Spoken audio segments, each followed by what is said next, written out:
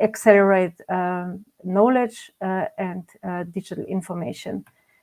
But we have still the problem that many people, most of the researchers are struggling with data wrangling. So most of their time, so up to 80% of their time is spent with preparing data to make use of them, to then at the end have only 20% time for doing real research, and we want to improve this situation. And already in 2014, wrote a very important workshop happened to find solutions towards fairness. And this has then resulted in this highly cited paper of 2016, the FAIR Guiding Principles for Scientific Data Management and Stewardship.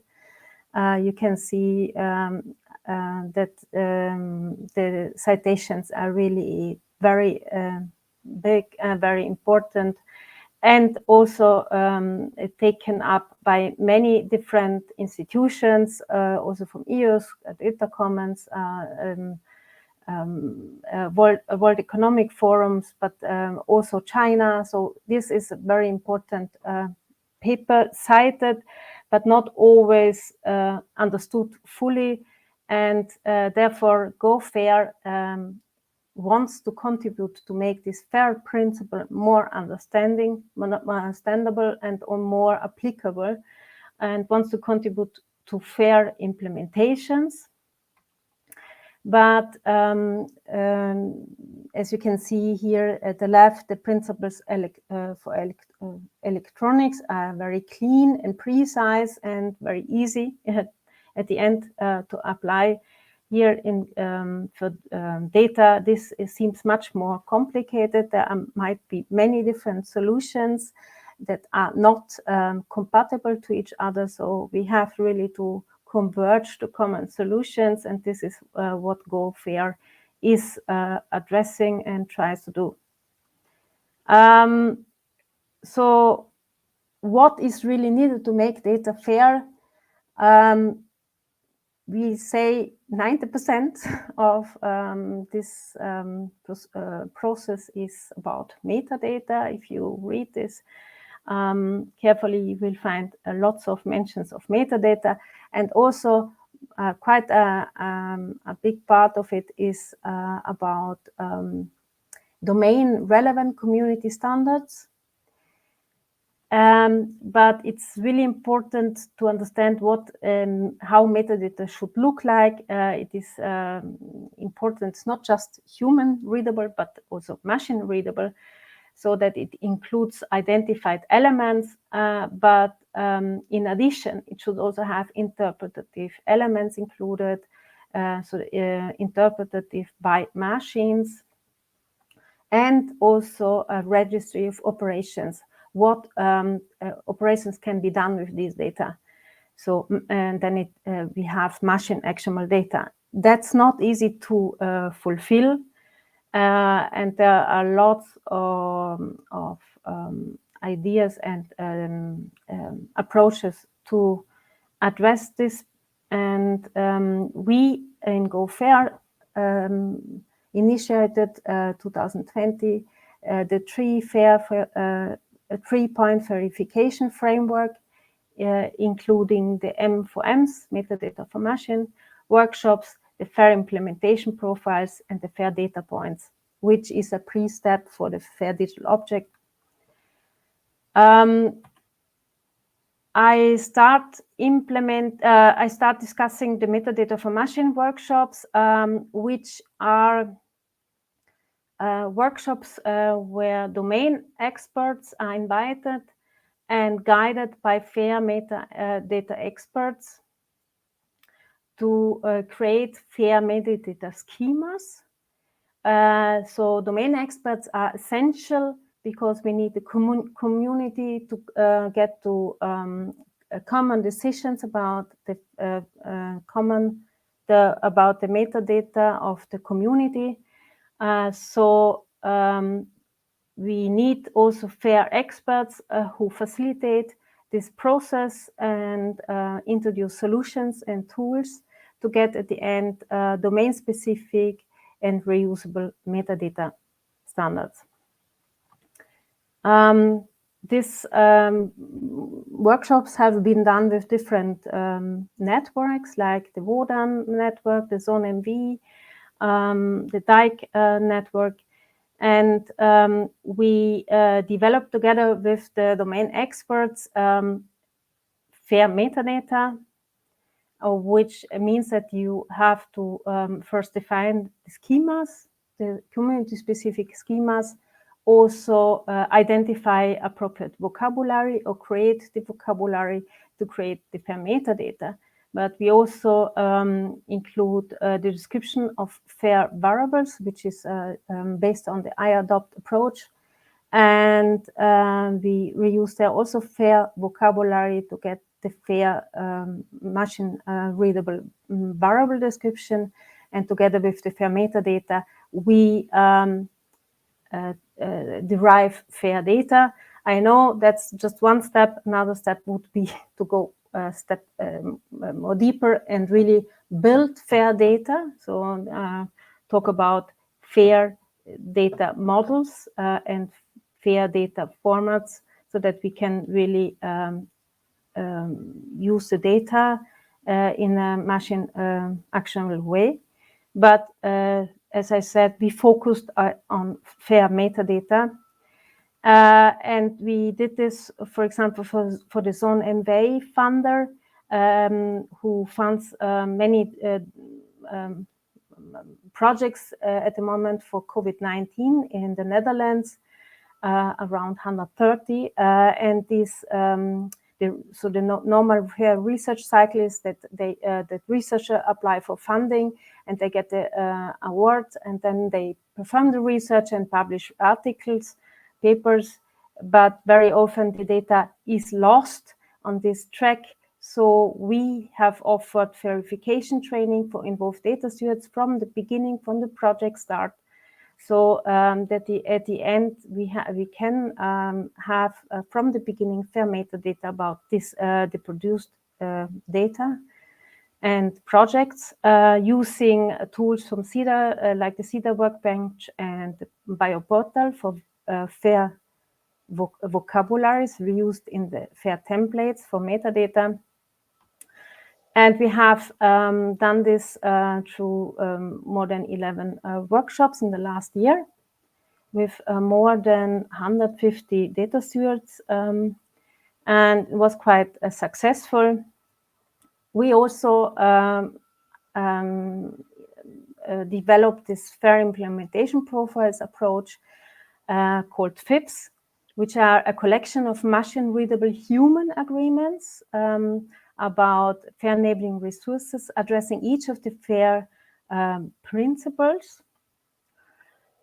These are questions about each of the principles, then resulting into FAIR enabling resources. You see here some papers where we describe this approach. We have done quite, I think, 10 different FIP workshops in last year, and we'll continue next year with an improved FAIR implementation profile tool. We have interviewed and worked with 25 communities, and this resulted into 200 FAIR enabling resources. You can see here, and this is you can see here different communities using the same or different FAIR enabling resources in a convergence matrix that can be analyzed and to find out if there is convergence within the same domain or across domains. Also as a starting point to really facilitate convergence across the different communities. Yes, and once we have, I'm finishing to my last slide. Thank you. Just 1 minute. So I discussed the metadata for machines, the FAIR implementation profiles, and both approaches result into metadata that we can then make visible in a FAIR data point, where we get the information about data catalog, the dataset layer, and the distribution layer according to the DCAT standard. And this is, I think, a pre-step towards the FAIR digital object that will come hopefully soon and implemented by many. So thank you very much. I hope it was interesting to know what we are doing. If you have any questions. Thank you, Barbara. So I see already questions. So I see that Nicolas Figé asked about the FAIR variables. Can you explain it a little bit more? What is it? The FAIR variables is a bit my my baby. I have been working with the Research Data Alliance over 3 years in a working group about interoperable descriptions of observable properties. So we are quite a big community and are presenting tomorrow the results of a 1.5 years working group. We are presenting the recommendations of a FAIR implementation or interoperability framework for describing variables. Yes, more in another session. I can put a link probably also to our, in the If you can chat. put the link in the chat, that would be fantastic. I'm sorry, I have to cut down the questions. There are 2 questions from Emna Abdouni. I would propose that we keep them for, because we're already behind schedule, which is usual. So in order for everybody to have the time to present, I would propose that we keep these questions, and then at the end of all the presentation, then we can go back to the questions. So I would like now to quickly introduce Karel Luyben. So Karel is Rector Magnificus Emeritus of the Delft University of Technology.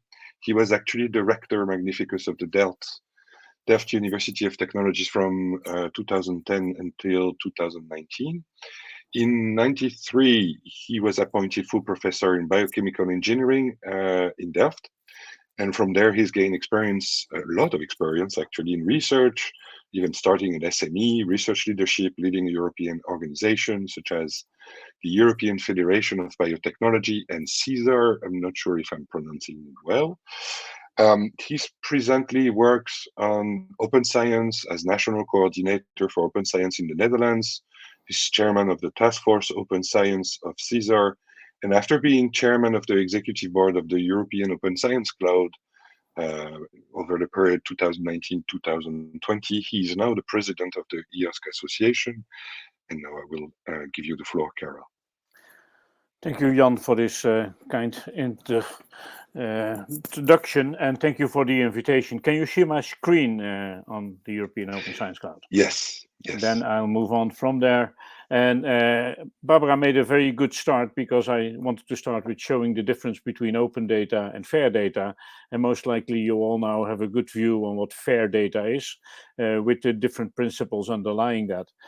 Open data is, of course, data that are available on the internet, can be reused, but not necessarily are FAIR. And open data can be FAIR if we publish material based on, let's say, public funding. We should try to have these circles overlap as much as possible. Not all data can be open, but all data can be FAIR. So the statement should be towards as FAIR as possible and towards as open as possible. With the word data, I mean any digital object as just described by Barbara. So not only the traditional form of data, but all the digital objects you can make FAIR and that come out of research. You need identifiers, the standards and code, which is worked on by GOFAIR, and the metadata for that, which was made clear by Barbara. Now let's go to the European Open Science Cloud. The vision for the European Open Science Cloud ecosystem, which is much larger than the European Open Science Cloud itself, is the whole development in Europe with respect to reducing the fragmentation on the federated infrastructures, enabling interdisciplinarity in the research, supporting the open science, offering researchers digital resources, stimulating the emergence of a competitive cloud sector in Europe, and give Europe, hopefully, a lead in the research data management. For us, as an EOSC association, it's about developing a web of fair data and services, and as said, including publications and software, if I use the word data in that. In the long run, the association will do more than that, but this is where the association starts.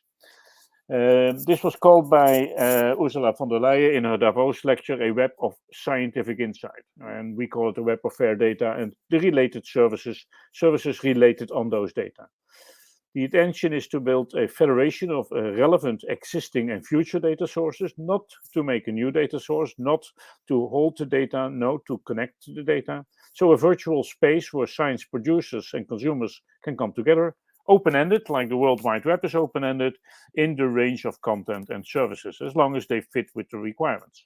Meeting all the European data requirements, because we start here in Europe, and an interaction with the rest of the world, because researchers do not limit themselves and do not work within the boundaries of Europe. They work worldwide, of course. A way of seeing the EOSC is to look at it as a data infrastructure, and you could see that as a twin sister or brother, if you want to, of the European e-infrastructures. So you have the European e-infrastructures organizations. They form, in my view, a yin-yang situation with the data infrastructure infrastructure we're going to create. So the e-infrastructures are offering store, compute, connect services, and EOSC is to offer the servicing of the data and the creation of the interoperability. And the combination of the two forms the EOSC ecosystem. One cannot live without the others. What would you do with data that have not a possibility to store? You can put them on paper or in your head. And what would you do with infrastructures with no data in it? That would be very meaningless as all. So these two belong together in a yin-yang situation. What are the guiding principles for EOSC? The guiding principles, of course, is the overarching guiding principle, I would say, is that we do this for research, for the development of research. So research and researchers are thus in the center of the initiative. But it's multi-stakeholders, so it means research performing, research funding, and service providing organizations are involved. It's as open as possible, and I would not say anymore as closed as necessary, but as restricted as necessary. Closed sounds like it's either open or closed. No, it is open to certain parties and maybe not open to other parties. So as open as possible and as restricted as necessary. I should improve this slide. Based on the FAIR principles that have just been well explained, and this is really a solid basing ground for the whole operation. As I said, a federation of infrastructures, as well the data infrastructures as the e-infrastructures, and as also has been explained by Barbara, based on machine actionability. It's no use if we have to do this all by hand. The data sets are too large, they are too distributed over all systems, so you need machines and machine actionability on all these data in order to do it. This is going to be, as we say, an exciting journey with the EOSC Association to create that. And the mission of the EOSC Association is mainly to provide a single voice of advocacy representing the broader EOSC stakeholders community in Europe. And therefore, promoting this through the what we call SRIA, Strategic Research and Innovation Agenda, and we have made we have signed an MOU with the European Commission on the basis of which the next 10 years until the end of 2030 we will work together in order and within the framework, of course, of Horizon Europe. So ultimately, in the long run, but I'm not talking about tomorrow, to create a seamless access to data through the interoperability services that are needed for that. The EOSC Association has been established last year by 4 founding members. Those 4 don't have any extra rights. They are just members now. It was incorporated as an AISBL, an Association Internationale Sans But Lucratif, in July last year, obtained its royal degree in September. And in the first General Assembly last year, I was elected president, and we elected a board of 8 additional members together with the president. As I said, the parties are the research performing, research funding, and service providing organization, and we have now over 200 partners with about 62% research performing, about 8% research funding, and 30% service providing organizations. This is, by the way, also the ratio at which you can roughly find them in Europe. So a good distribution over Europe and a good spread of the members. As I said, we signed a co-programmed partnership, an MOU with the Commission to base this co-programmed partnership on last year, or this year, sorry, and joining the association means basically joining the partnership with the European Commission. What are the tasks for the association? And we're working hard towards that. We're establishing the association this year. We just formally started actually yesterday with our own office and the first people employed by the organization. In the meantime, we have been serviced by the EOSC Secretariat, which was a CSA project. But now we're standing on our own legs. The aim is, or the task is, sorry, to develop and govern the federating core in order to make this possible, this interoperability and the exchange of data, to manage the authorization authentication infrastructure which is needed for that, to manage the PID policies overarching, working towards what we tend to call GUPRIs, global, unique, persistent, resolvable identifiers, to manage the compliance framework with this, and to manage a trusted certification. And next to that, we have to do outreach, of course, to our stakeholders, monitor the services and transactions, manage the EOSC trademark, and contribute, of course, to the Horizon Europe policy, because half of the money is coming from there, and the other 500 million, the other half, are coming from in-kind contributions from the members. We do this on a global stage by talking to others. We do this, of course, for Europe because it's a European Open Science Cloud, but there's two important reminders. One is that we start with the data domain dominantly. Ultimately, the Commission sees this EOSC as a what is called data space underlying all the other data spaces, because the data spaces in the different domains, of course, have research and innovation at the basis of it. That's one. And the other one is that we do this in the frame of the rest of the world. So in order to create something that is ultimately going to work for our researchers, we talk to a lot of organizations, among them the four which are on the bottom here, and of which one of them we just heard a story. So at this moment already service providers from third countries, not being member states or associated countries, can participate and can, of course, offer their services, but they have to, of course, adhere to the rules of participation. They can be an observer in the association. And EOSC will work together with other regional initiatives towards a common goal for open science, driving the global convergence and more, not so much the technical convergence, but also initiating and suggesting standards in order to come to an open commons. So let's co-create EOSC, and doing that together is basically what's going to help us. And with that, I would like to stop sharing my screen and give the floor back to Yann. Thank you very much, Karel, for this presentation. Indeed, let's go create EOSC. Is there any question for Karel? A quick question? No? I see a lot of clapping, so thanks for this great presentation. Okay, so I propose that we move on to the next, and then we can have sessions and debate and discussion later. Yes. So again, thank you, Karel. Now time for Hilary. So Hilary is the Secretary General of the Global Research Data Alliance, which is an international not-profit volunteer organization addressing the needs for open and interoperable sharing and reuse of research data, and building the social, technical, and cross-disciplinary links to enable such a sharing and reuse on a global scale. And I won't say more. I will let Hilary introduce herself. Thank you, Yann, and thank you very much. Hilary. I hope you can see the slides in full screen. Thank you very much for inviting me to be part of this session. And of course, it's my honor and pleasure to represent the Research Data Alliance. I am also grateful to Barbara for giving the example of iAdopt, which is a pragmatic example of some of the things that the Research Data Alliance do, and also to Karel, of course, for showing giving the illustration of how the Research Data Alliance can support also the globalization, if you like, or the interconnections outside of Europe, which I think is, as we know, is important for the community. So I will just give a brief intro to the Research Data Alliance, and then we'll get back to the discussions. But we like to think of the Research Data Alliance as a global and a public asset.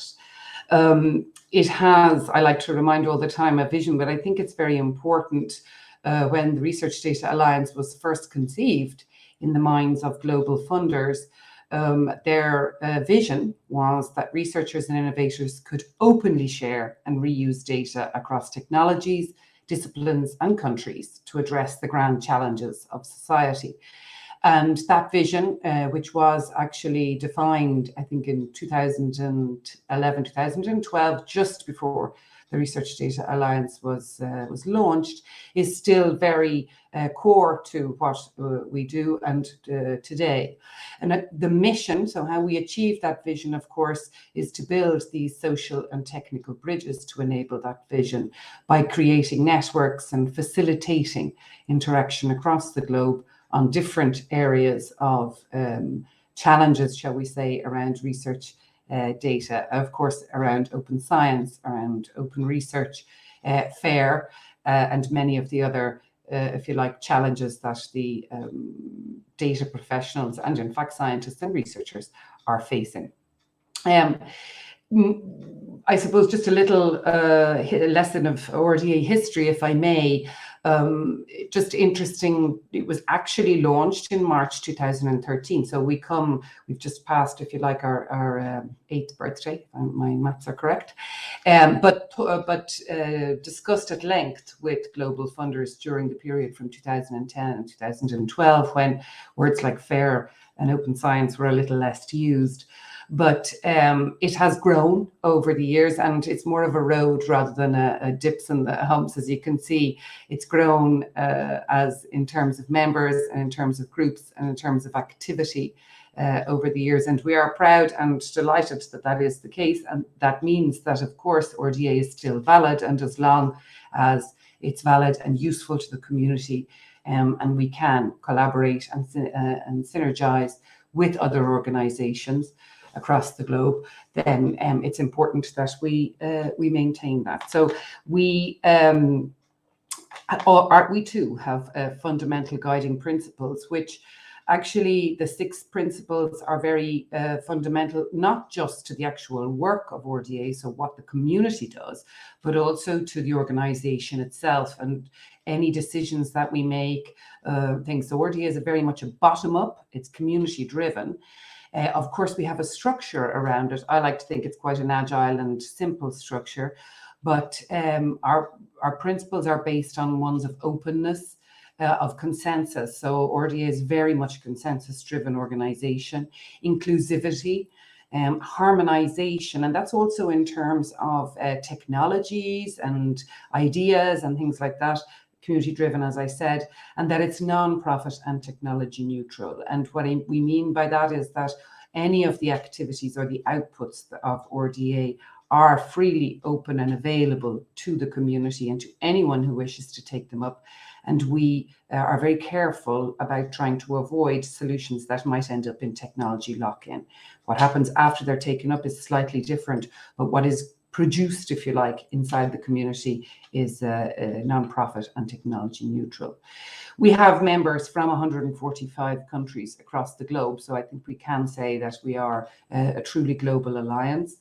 The family, as I like to call it, is made up of over 12,200 individual members, so they are volunteers, connecting and working and contributing to the Research Data Alliance in many different ways. And many of our individual members don't drive groups or don't contribute to groups. They perhaps have signed up, they've come to meetings, they follow the activity, and then we have others who are very, very much in the driving seat, and all are welcome. We also have a family of organizations, which is important because they bring the organizational perspective to the Research Data Alliance. Things like the publishers, of course, research performing organizations, infrastructures, data centers, libraries, etc. And we have affiliate members. And a word on the affiliates, because in Karel's last slide, where he talked about the global, he showed the 4 logos. So the Research Data Alliance, together with CoData, the World Data System, and of course GOFAIR, and they are some of our affiliate members. So it's a good example. We have affiliate members, they're organizations with whom we work together because there is a mutual benefit for our communities to be affiliated, to share knowledge, exchange, and to be involved, if you like, on a slightly more different level than just on an individual one. We also have regional and national champions. We have 30 at the moment in our regional assembly, and we have a different way of, if you like, categorizing them, but that is also to get the regional perspective. So you see there's multi-fold ways in which also the Research Data Alliance works, and we find that having the regional champions brings the local voice, particularly with linguistic aspects, cultural aspects, the organizational from the point of view of implementation and adoption and take-up of our outputs, and then the individuals, of course, who are the ones working directly. What do they do? So at the moment, we have 99 active groups. We have different ways, I'll show you in a moment, 3 different main mechanisms. And over the years, but we've more than 50, I think it's even 60 something now, of flagship outputs, which are openly available for the people to take up, to use, to customize and things. And 8 of them have been recognized as standards. A word on that, given the context in which we're in today. We are not a standards body. However, we did have a mechanism to facilitate the creation of standards through a European multi-stakeholder platform. We are still very open and willing to do that. There's some sort of administrative slowdown on that, but it was one of the ways in which the community would be able to, if you like, push their activities through the standards process in a very open way. And it is a process that is for organizations like RDA that follow a standardization process. Our processes are made up based on the IETF, but not actually a standards body per se. And then I'm coming very close to the end, the heart of RDA. So I think Barbara gave the example of the iAdopt. It's a working group. So we have 3 main ways in which the work of RDA is done. They depend on the type of activity and focus and output really that is foreseen. So the working groups are very prescripted, if you like, in time and in their definition of what the output, the deliverable could be. It can be code, it can be standard, it can be a tool, it can be a best practice or guidelines. And they have, if you like, a lifetime, which is usually 12 to 18 months or a little longer if so required. And their outputs are put through a standards-like process and then endorsed as recommendations. Interest groups, they depend on the area in which they're focused.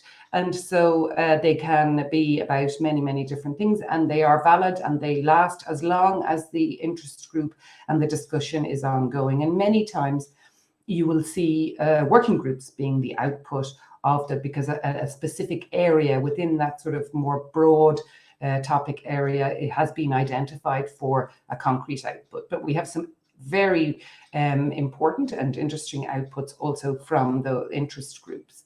And now our new one is communities of practice. So I suppose with the way that the Research Data Alliance itself has matured over the years, we've introduced from this year a new category.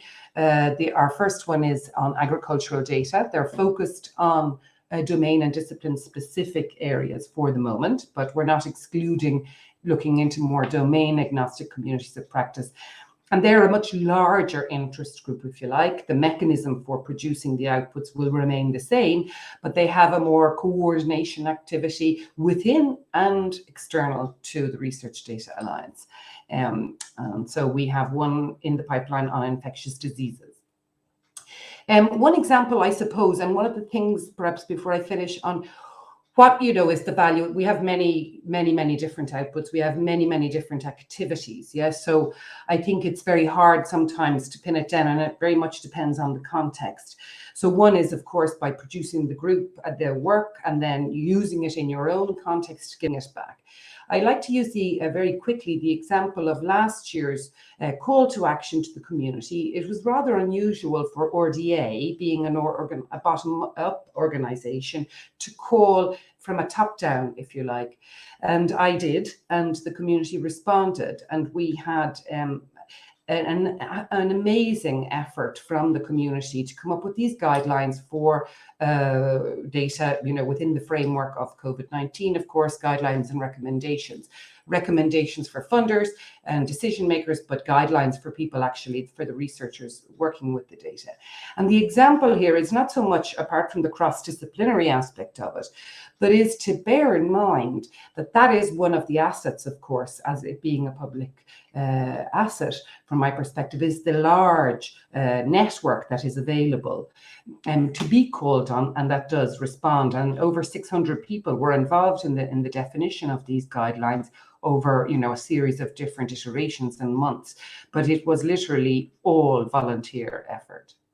So, to close it up, I think RDA has an abundance of resources and experts. It's open to all to get involved.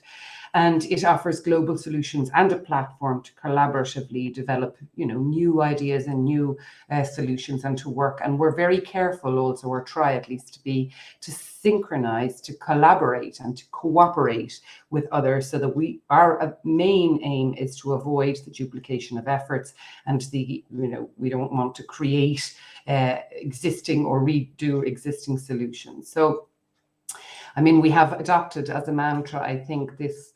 So if you want to go fast, you can go alone. But if you want to go far, you go together. And I hope now that we can, when we enter into the discussion, we can understand how RDA, for example, can work together with the others and many more who may get involved in this, creating this knowledge, establishing this knowledge exchange space with Ontology Commons. So I thank you for your attention, and I will leave it there. Thank you very much, Hilary, for this great presentation. If I may say something, I really appreciate that you came in today, because RDA Plenary 18 starts today, right? So I invite the people present here not aware about that plenary to actually join. I can put the link on the chat. Let me find it. RDA Plenary. Yes, we started. 18, and there you will be. Yes, and it will go on for the next 5 days, tomorrow and then 3 days next week. So, and I'm putting the link on the chat. And if you want to discover the discussions and the work of the different interest groups and working groups, you're very welcome to join. And there will be discussions. I'm actually part of RDA as well for a long time now. I'm running an interest group. It's called the Vocabulary and Semantic Service Interest Group, from which the working group of Barbara actually stem. So it's a great platform to exchange and to connect with other experts and exchange knowledge and information. Thank you all for your presentation. So there are a few questions that I put aside. We're almost on time. Great. We catch up with the schedule. So maybe I can go through the questions, starting with the question directed to Barbara from Emna, unless Emna wants to actually take the floor to ask them directly. I don't know if Emna, you can switch on your mic. I'm not sure. Otherwise, I can also read it. I see it. Yes, I can. I can do that if you want. Yeah. No, go ahead.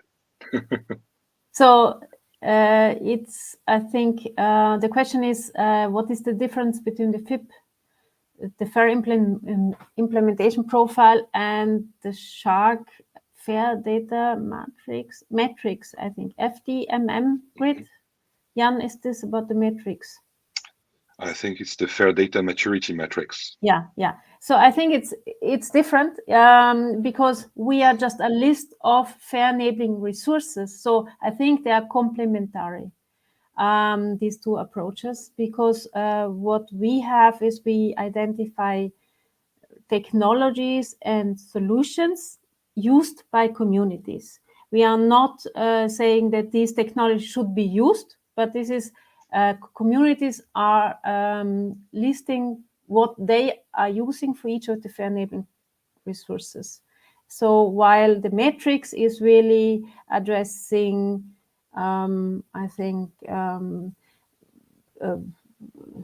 wished or solutions that others should take, or more the architecture behind and on how they can also be assessed. So I think we need to combine both, and this is what the FAIR implementation profiles is going to do next, because we don't have a FAIR assessed resources yet. We have just resources used by communities that have to be assessed, and we will then make use of the FAIR matrix. So this is the next step. I hope it was understandable, or I have answered the question. Thanks, Barbara. And then there is the second question that's also targeted to you. So should we assess the validity or correctness of user entry in the FAIR metadata level, or just evaluate the presence of a value, which is a tricky question. Or should we assess the validity? Well, this metadata for machine workshops are workshops with FAIR experts that help and guide and train the people. Train actually data stewards, but also inform experts so they can learn about the FAIR standards. And yes, we should be trained. So there is also the idea of qualification of FAIR metadata templates by GOFAIR that will also come up in future. So good question. Thanks, Barbara. There is a question for Karel from Anna de Baas. This is a workshop on common knowledge, as we think that just dumping data does not allow the extraction of the knowledge. Do you have any activities in the direction of common ontologies in the EOSC landscape? In the EOSC landscape, yes, but we do not cover the whole EOSC landscape. The EOSC Association is there initially to set up the infrastructure to make the EOSC landscape possible. This is essential. Having work done in the different communities on ontologies, in the different data spaces on ontologies, is absolutely essential. So dumping data is not what we're doing. We're connecting data, and we're working towards interoperability of data. That is something else than dumping data. But yes, common ontologies is not on our, let's say, active list at this moment, apart from saying that it's important and promoting it. But it's for others to do it, for the communities that offer the data and that combine the data. They should be aware of this. Thank you, Karel. Actually, maybe there are task forces that have been created for the EOSC Association, and there's one on semantic interoperability, in which I'm part of, and Barbara as well. So if there are any questions, I think we lost Karel in the process. So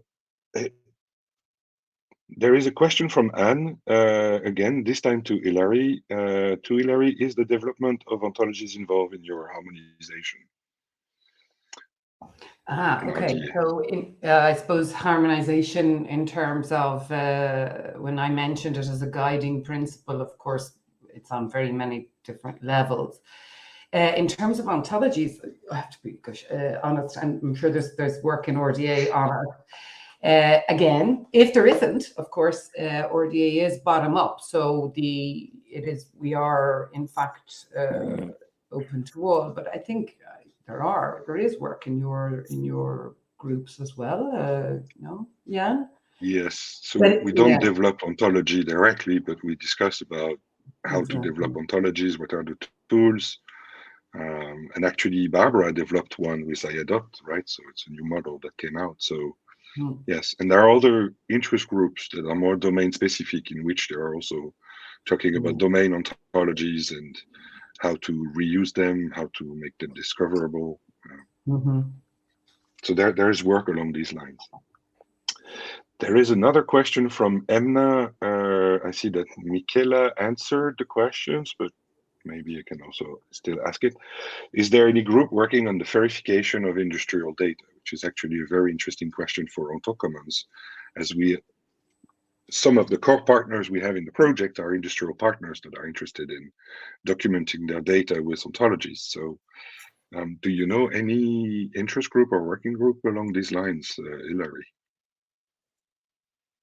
No, specifically in the research data labs, we don't have one along those lines. However, I do know there are discussions there on an EOSC level, but also on an RDA level, specifically with KeXs, the Big Data Value Association or Alliance, I forget always, around that. But yeah, nothing I can kind of point you to or put a link in, I'm afraid. But I see Karel nodding, so he knows more. Yeah, if I may add, the industrial data are not a specific set of data. They are overall disciplines, all sectors. They're very widely distributed. So you cannot talk about verification of industrial data. But there are many examples of companies that are working on making their data internally in their company as fair as possible. A good example is BASF. And yes, we're working closely together with GAIA-X, which is doing the same service, or creating, I would say, the same service as we are creating, but then for the private partners. And we are working for the public partners. So in that sense, we are even considering building the same core frame for what we are creating. Yep. Thank you. I also know that there is a project that's called FAIR+ that's going to be presented tomorrow, and they're working with pharmaceutical companies to actually verify their research data. So of course, when we think about industrial data, we do think about process and manufacturing, but they also do research, right? So there is a need for actually verifying their research data so it can be compatible with what is generated by the academic researcher, so they can actually reuse this data. Yeah, the biotech company DSM in the Netherlands, being a member of DTL, Dutch Tech Center for... Sorry, it's also internally working on verifying their data. Yeah, and I saw also a presentation from Roche in another context where they are actually also working on that. So it's very interesting to see this adoption. Is there any questions for our speakers? If not, then I would like to propose that we switch to I have Barbara. one. So Yes, I'm interested to know. So then this is internal verification for the industries mostly, right? And it's not shared with the open research, so community probably. But it would be interesting to learn also from them. Well, in many projects, Barbara, let's say public organizations, research organizations work together with companies, and then and that way create a better interoperability between their data and that of the company. But yes, these data are not open, of course. Hopefully someday some of the data will be open, but some of the companies go much further than only their research data with respect to their verification process. Bayer, as I mentioned, is one of them, doing an effort much wider than only their research data. So yeah, and sometimes their research data is partly open, but most of the time it's of course not open. Therefore, it's important to make this distinction between open data and fair data. Yeah, I know. Yes, fair doesn't mean open, right? I think the sentence is open as possible, as closed as necessary, right? Yeah, may I modify that as restricted as necessary? I just made this modification myself recently because it sounds like it's thus closed for everybody and for everything, which is not the case. So a better sentence would be as open as possible, as restricted as necessary. Yeah. I like that new version, Karel. I support that one. Yes, I like it very much. Yeah. So now we are at the part where the idea is to discuss about collaboration and how we can make it. So let me see if I can share my screen to share the last slide, and then I would invite Florina to jump in with me. So I guess you see my slide here. So one of the issues we're facing, we have all these organizations, GOFAIR and many FAIR-related projects that are funded by the European Commission. There is the RDA with 99 interest groups. Wow, that's way too many. We try to actually look into that and make sense of it and identify those who would be helpful. There is also the EOSC Association that has a lot of activities with a lot of partners, and also many European funded projects to build EOSC. So our challenge, the challenge we're facing is how do we manage, or how can we create a sort of virtuous circle that will help us in Ontology Commons to actually take out from all these initiatives important inputs, communicate internally so that we can be reused. So raise the awareness internally in Ontology Commons, and also exchange information from Ontology Commons outcomes to actually provide recommendations and inputs to existing initiatives. So this is the challenge we're trying to face with Florina. And so the question is, how can we, what would be the best way to organize such a multi-stakeholder collaboration to make sure that it is fruitful while not being a burden for everyone, because it's always more time that you need to dedicate for that. And should we think about having specific task force that could be aligned, for instance, in some of the task force with the EOSC Association, work with memorandum of understanding, and maybe this question would be geared more toward Hilary and Karel, who are working with large collaboration. What would be the best way of doing it? Out of the discussions, we also had suggestions as outcomes of this collaboration by creating a fairness clinic and an ontology clinic. That could be actually ways of aggregating some of the expertise from these different projects together to support researcher or ontology developers or data managers to actually integrate these things. So this is the question I would have for Karel and Hilary. Then how do you manage multi-stakeholder collaboration? What do you have any suggestions? Is it depending on the partners, or are there any framework that you already tested and benchmarked that we could reuse in that context to help us setting up this framework? It's a tricky question, I know. Ladies first, Hilary. So clearly, we've tested it. Some say it works, some doesn't. I think we've learned a lot of lessons over the years in this particular aspect. I think for me, if I may, so when I look at EOSC, which of course RDA itself is trying to help, and I hope Karel agrees with me that there's been a lot of work done. And one of the challenges I myself see, but it's questions we get particularly for non-European is how, where do you find all the information? Are you supposed to sign up to multiple newsletters and things like that? And I think that's the associations, one of their aims will be to try and streamline that, yeah. And they sort of, are now finding themselves having to, how would you say, or I don't know, move the spider's web, or, or connect all the things together after that they have been created. And there's so much knowledge out there. And our experience is that, of course, you want to be very clear what you want to do and what exists already. Oftentimes it is better to do something very prescriptive and very specific. Yes. Memorandums of understanding and task forces sound like the mechanisms to get it, but what's your end goal and who will this belong to as well afterwards, which is not really clear to me. So you have a project of 3 years, of which you're 1 year into it, right? This, I suppose, is your legacy, part of your legacy, that you would, and will you be handing it to somebody, something? That, the definition of what you want to do and how it is populated by the community, to me, is important, to understand that aspect of it as well, where you see this going. Because, for example, if it is of value to the European Open Science Cloud or a different community, one of your first steps would be to definitely make sure that those stakeholders are, on board, even if they're not going to be directly involved in it, but that it's in line with their thinking. So.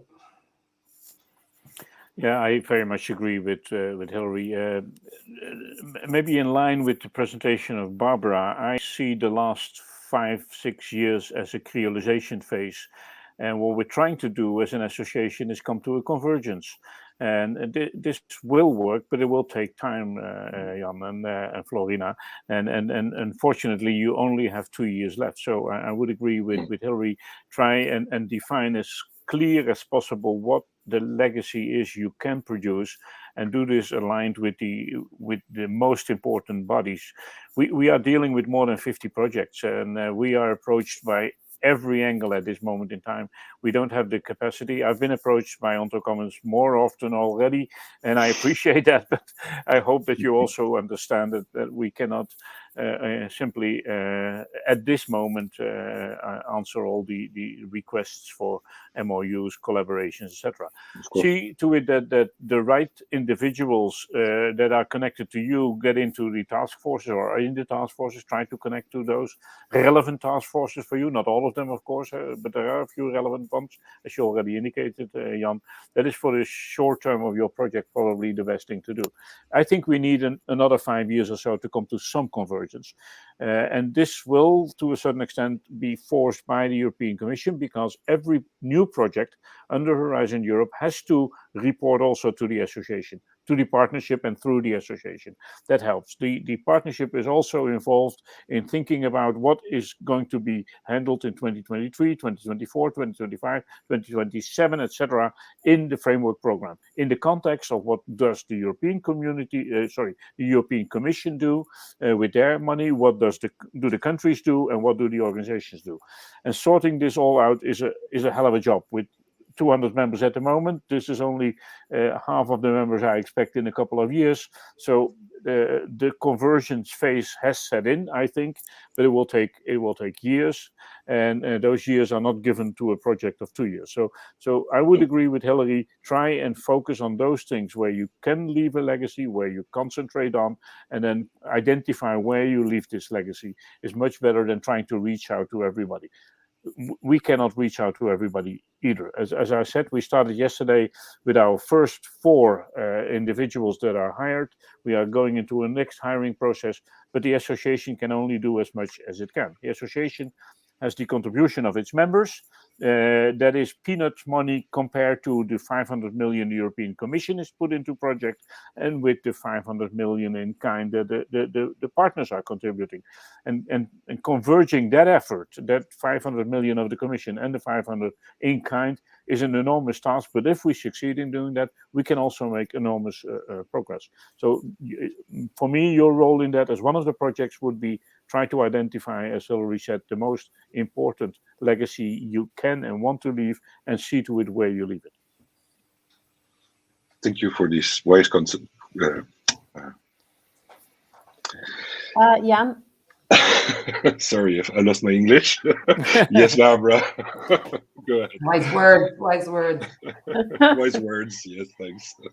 So I see the difficulty, but I hope that some convergence can happen now in these task forces that EOSC has set up, where there are many coming from RDA and from other projects, leading experts all over Europe. So I think this is one step towards it. But it started today and I couldn't attend. So we'll see what happens the next year, if we can do some progress. Yes. Yeah, we will definitely work very hard, Barbara, to make this convergence happen, because I think this is essential, not only in a technical sense, as you described, for the, let's say, standards and the verification, but also in an organizational sense. And we have to concentrate and collaborate and focus much more than we've done. Therefore, we have called the project proposal, we put in EOSC focus for the CSA to support the partnership. Thank you. Well, our attempt is to actually try to create the connections. So what we want is to make sure that we include things from RDA that have been already done. So we integrate and uptake your recommendations for our own purpose. And then, of course, to share. Because, I mean, Ontology Commons is a use case, right, for many of these high-level recommendations. So it's a way to actually align and exchange information and say, okay, well, maybe if you consider this then you can also catch the industry or Yeah, and don't hesitate, Jan and Florina, to approach us again. We will have more individuals joining us in the near future, and maybe more capacity to really link up with linking pins, individuals that do work at your end and do work at our end, and that is the best way to cooperate, I think. Thanks, will do. Maybe Florina, or is there any comments from the attendees? Someone that would like to share things or thoughts? Well, I want to thank you also from my side very much for your thoughts and seeing how RDA has evolved to what it is today, how it needed so many years to get to this kind of collaboration platform. I do see that we are facing actually something we don't have an easy task, and I was thinking along the lines that maybe one of our goals would be to contribute to the roadmap in as much as we can with content from these collaborations, and then maybe try to showcase and have a definition of a process of how to get such collaboration to happen, even if we cannot continue it after 2-3 years, or maybe we do find some kind of a place to continue this exchange space. But if we don't, then at least we have a track behind us which would explain how, if anybody wants to start such an exchange space, would proceed. Yep. I think both Karel and I mentioned guiding principles of our organizations. Yeah. Yes. And I think that that's something perhaps a bit of advice you could think well about those as well. What are they? You know, that helps very much to focus, and it helps to keep on track. It's one thing that we have. I mean, we've changed a lot over the years. RDA has seen.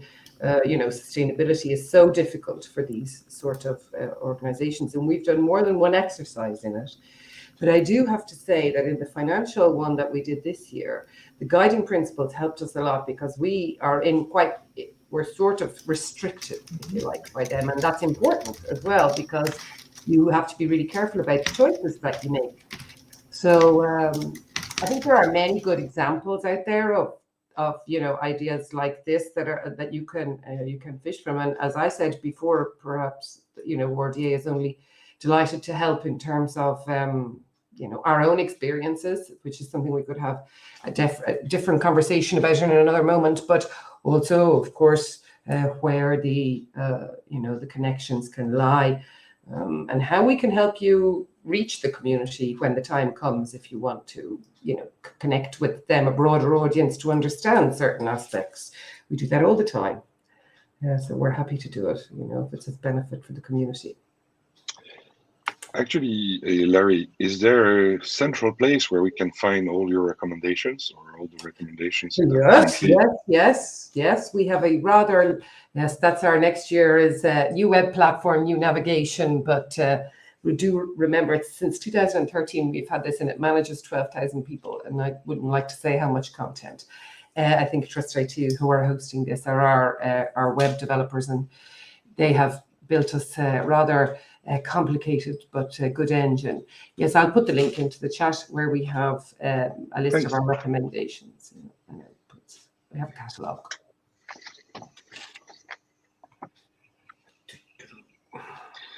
So one of the things that we were considering is to actually also organize workshops, large workshops, to actually discuss, for instance, what could EOSC do for you, for the industrial partners, for instance, and see the connections, and that would be a platform for all the projects to actually present their outputs, because there are many.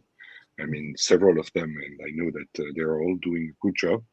So do you think it's also a good way of getting the momentum and interesting people? Through the workshops, yes. Yeah. But my suggestion would be not to choose such a wide title as "What can EOSC do for you?" Yes. Because it is scary, right? But then the question arises: what is EOSC? If I ask 10 people what is EOSC, I get 12 answers. It's as simple as that at the moment. So I would rather be more focused. What can ontologies mean for you, or for your domain, or for your sector in your particular case, or what can we do in conjunction with bringing ontologies into the framework of setting up a European Open Science Commons, or European Data Commons, or whatever you call it that way. But yeah, workshops, if you can get people interested, are always useful, of course. This is basically what RDA lives from, in a sense that bringing people together, talking to each other, and sometimes talking to a wider open community is what has formed, in my view, the basis of this, well, a very solid network called RDA at the moment.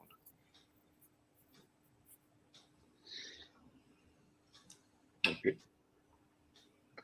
Food for thought. Food for thought. Yeah, I always get a little bit nervous if other people start to explain what EOSC is. Then you also get the question. To be honest, for me, EOSC is not there yet. We all use this acronym, but it doesn't exist. Some people see EOSC Portal as EOSC. I don't see EOSC Portal as EOSC. I see EOSC Portal as an interesting contribution, a catalog that could contain, let's say, services that can be part of EOSC in the future. But that's something else than saying EOSC Portal is future. EOSC Portal is EOSC. And in my view, we are creating EOSC, and EOSC is going to be this, let's say, framework with a core where everybody can connect to, services can connect to, data providers can connect to, and we still have to do that. Why would the European Union set aside 35 million euro to create EOSC core if EOSC is already there? We simply would all hook up to EOSC. So that is a little bit of a legacy of all the different projects and of the convergence phases. As Barbara said, everybody thinks his or her solution is the solution, and what we have to come to is a common solution and choose the best and pick the best things out of the, let's say, basket we have created over the last couple of years. So, what you're saying is totally right. I mean, I have been working with Hilary in previous EOSC projects, where now I'm in pain when people are asking me, what is EOSC? Well, the acronym means European Open Science Cloud. Then technically, well, I can't answer that question. It's a lot of things. So is there a roadmap that you have already in mind, Karel, in terms of trying to resolve that issue? And what would be the timeline you would see so that actually the EOSC concept could clarify it so that everybody can work along the same lines? Let me see if I can share my screen again, and then there is a time. There's a timeline. I'll go back to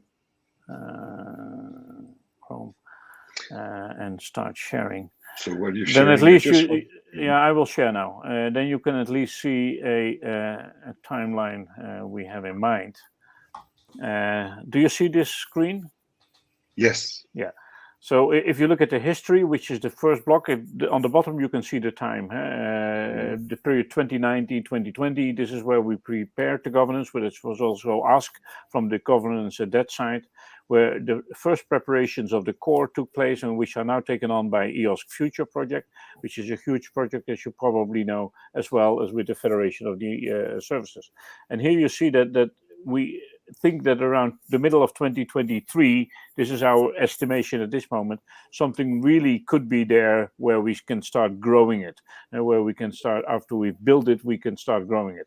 And then I'm not talking about the governance, no, then I'm talking about the core, the federated structures and the exchange of the system. And in this way, we hope that gradually we can build up something for real. If you mean the word EOSC or the acronym EOSC, if we're working on that, yes, we're also working on that. There will be a competition for a logo for EOSC, because now there is, people think, a logo for EOSC, and everybody uses this logo, and that makes it so dispersed. So by creating a EOSC logo and adding this to the, let's say, projects like Ontology Commons or others, with, of course, with their own identity, then we can indicate in the future what is part of EOSC and what is not. Now everybody uses the acronym, which is wrong, as we all know. It ultimately, it's not a cloud at all. It's a commons, and it's so far mainly about data, fair data, rather than about open science in a broad sense. The European Commission, as I told in my talk, wants the association to be the infrastructure for open science in the future, but we said we limit ourselves to the fair data part for the time being in order to create something rather than to take everything on board and not create anything at all. And as I hopefully indicated, it is, of course, this is a development in Europe, but it's not a European thing. It should be a worldwide thing. So in the end, all 4 words are wrong of EOSC, but we keep on using the acronym, so don't worry. We're working on ontologies, so we need definitions for concepts, right? I know, so that but sure don't we're talking define about the same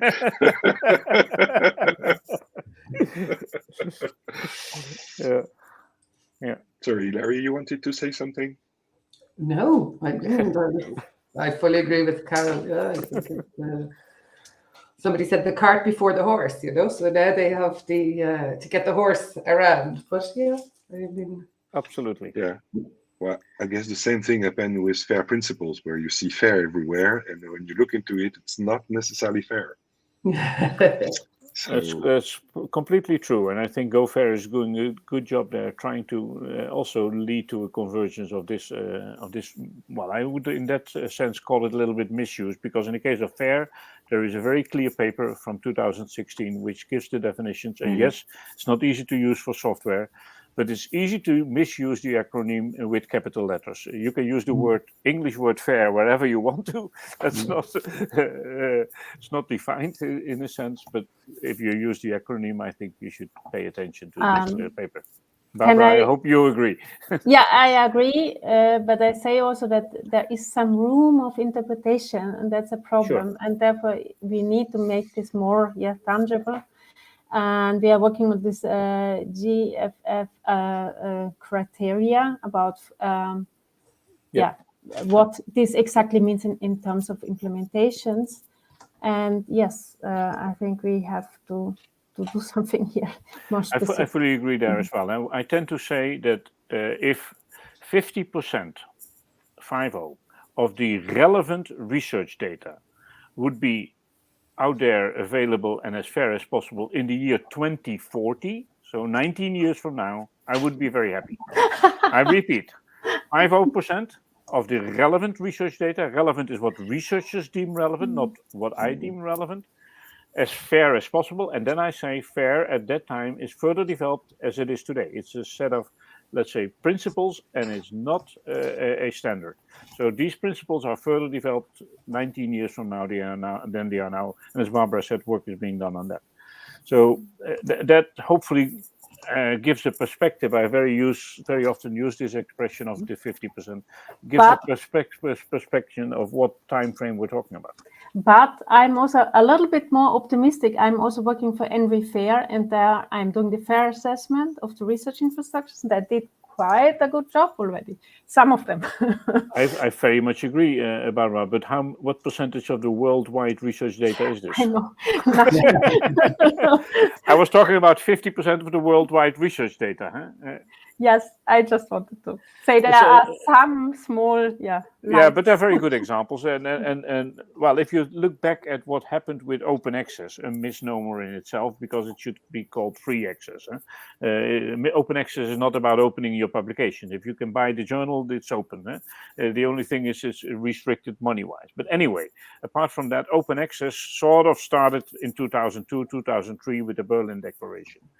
And see where we are now. In the Netherlands, after, let's say, 18 years, we've been able to manage something like 75% of our publications with authors from the Netherlands being open access.